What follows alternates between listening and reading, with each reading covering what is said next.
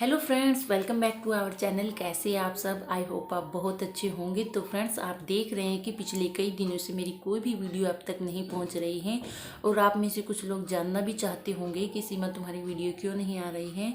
तो फ्रेंड्स, मैंने last blog में बताया था कि मेरी दीदी मायके गई है और वो कल आ जाएगी। तो आज मैं उसके रूम को थोड़ा सेट कर देती हूँ, थोड़ा साफ़ सुथरा कर देती हूँ। यही ब्लॉग था जो मैं अपलोड कर पाई। अगले दिन जैसे ही मेरी दीदी आई मैंने ब्लॉग शूट किया, बट मैं उसे अपलोड नहीं कर पाई क्योंकि जैसे ही अगले दिन मैं सुबह उठी मुझसे चला नहीं जा रहा था। मेरी टांगों में दर्द था, मेरी कमर में दर्द था।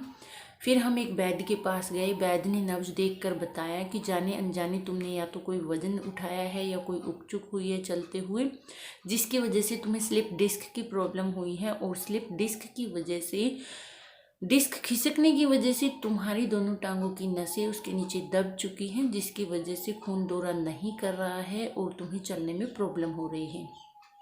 तो फ्रेंड्स, उन्हें समझ है, उन्हें इस चीज़ का ज्ञान है। उन्होंने मेरी डिस्क को तो उठा दिया और मुझे 10-15 दिन के लिए बेड रेस्ट दिया। मुझे देसी दवाई दी, मालिश करने के लिए तेल दिया, कुछ एक्सरसाइज मुझे बताई। तो फ्रेंड्स, जैसे ही हम घर आए, शाम होते ही मुझे एक प्रॉब्लम का और सामना करना पड़ा। अचानक से एक और मुसीबत मुझ पर आ पड़ी। अचानक से मुझे माता निकल आई, जिसकी वजह से मुझे तेज़ ठंड का बुखार चढ़ने लगा और मेरा गला बिल्कुल पक चुका था, खाना पीना बंद हो चुका था। तो फ्रेंड्स, मुझे देसी दवाई तो बंद करनी पड़ी और मुझे अंग्रेजी बुखार उतारने की गले की दवाई खानी पड़ी।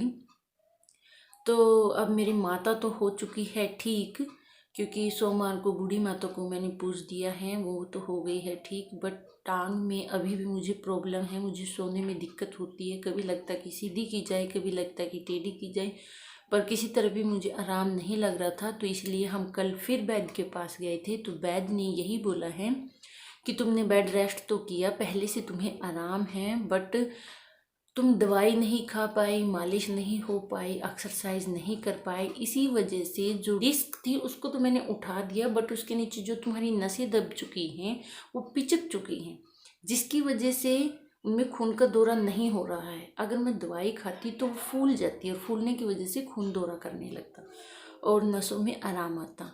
बट अभी भी वो पूरी तरह से खुली नहीं है, इसी वजह से तुम्हें चलने में दिक्कत आ रही है। तो फ्रेंड्स, अब मैंने दवाई भी शुरू कर दी है, मालिश भी, एक्सरसाइज भी। अब मैं पहले से बेटर फील कर रही हूँ। तो आज मैंने यही सोचा कि अगर मैं कोई काम वगैरह की वीडियो अपलोड नहीं कर सकती तो आपसे कुछ बातें की जाए। तो फ्रेंड्स, यही प्रॉब्लम मुझे आज से 2-2.5 साल पहले आई थी और तब मुझे एक किस्म से दोबारा ही मैंने जन्म लिया था। तब मुझे बहुत ज़्यादा प्रॉब्लम आई है। तब मेरी एक टांग की नस बिल्कुल ब्लॉक हो चुकी थी और मुझे समझ नहीं आ रहा था कि मुझे हुआ क्या है, ना ही किसी डॉक्टर के समझ में आ रहा था प्रॉपर। मुझे पता ही नहीं चला कि मुझे हुआ क्या है। कोई कहता रेंगनबा है, कोई कहता साइटिका है, कोई कहता तुम्हें पटनल है, पर समझ नहीं आ रहा था। मैंने हर वो काम किया जो मुझे बताया गया। किसी ने गर्म पट्टियाँ करने के लिए कहा, मैंने गर्म पट्टियाँ भी करवाई, चीपियाँ भी लगवाई, और जो झटके लगाते हैं पैरों को खींच के यहाँ से फंदा डाल के रीढ़ की हड्डी में झटका लगाया जाता है, मैंने वो भी लगवाए। जिसने मुझे जो भी दवाई बना के खाने के लिए कही, देसी दवाई ये खाओ, लहसुन खाओ, ये सब खाओ, मैंने सब चीज़ें खाई, पर मुझे किसी तरह से भी आराम नहीं आया। मुझे हर टाइम दर्द रहता था। मैं एक दिन में 3-3 इंजेक्शन लगवा कर आती थी, उससे 2-3 दिन तो निकल जाते थे, फिर मुझे पेन चालू हो जाता था।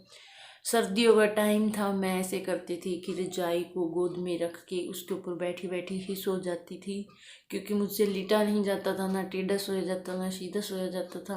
अगर लेट जाती थी तो उठा नहीं जाता था। मैं तब मायके गई हुई थी, मेरी मम्मा मुझे इस तरह से बिठाती थी तो मैं बैठ जाती थी, लेटाते थे तो लेट जाती थी। तब तो बहुत बुरी हालत हो चुकी थी, ज़िंदगी बिल्कुल ख़राब हो चुकी थी। मैं यही सोचती थी कि इससे अच्छा तो ये होता कि मेरी टांग टूट जाती, मुझे समझ तो आ जाता कि मुझे हुआ क्या है। अब ये ना तो पता चल रहा है, क्योंकि ये फ्रेंड्स अंदर से नस ब्लॉक हो चुकी थी, जिसकी वजह से मेरी टांग में लंगड़ापन आ चुका था।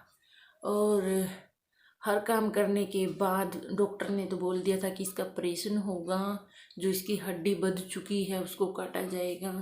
पर मैंने कोशिश करती रही, कहीं कहीं जाती रही। तो फिर मुझे ये वैद्य मिले थे। तो इन वैद्य ने अपने समझ से उस डिस्क को उठाया और इसी तरह से मुझे दवाई दी, एक्सरसाइज बताई।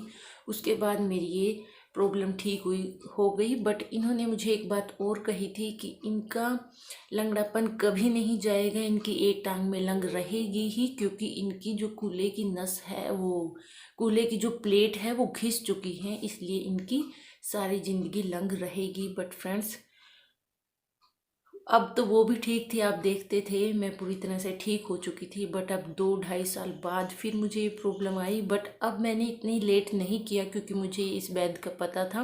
मैं उसी दिन इनके पास चली गई और अब मैं 10-20 दिनों में अब अपने आप को ठीक महसूस कर रही हूँ, हल्का फुल्का सा काम मैं करने लगी हूँ।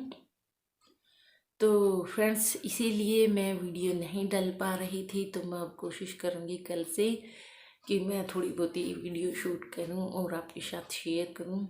तो ये थी फ्रेंड्स मेरी ज़िंदगी की कुछ बातें जो मैंने आपके साथ शेयर की, और यही थी वजह कि मैं 20 दिनों से कोई भी वीडियो आप तक नहीं पहुंचा पा रही हूं। और रही बात मेरी दीदी की, अगर वो वीडियो शूट करती तो उनके पास भी काफ़ी काम का बर्डन हो गया, वो अकेली हो गई, साथ ही मुझे संभालना था। तो फ्रेंड्स, इसलिए वीडियो नहीं आ पा रही थी। मैं कोशिश करूँगी कल से वीडियो बनाने की और आप तक डेली भेजने की। तो फ्रेंड्स, मिलते हैं फिर एक नए व्लॉग में, तब तक के लिए टेक केयर, बाय बाय।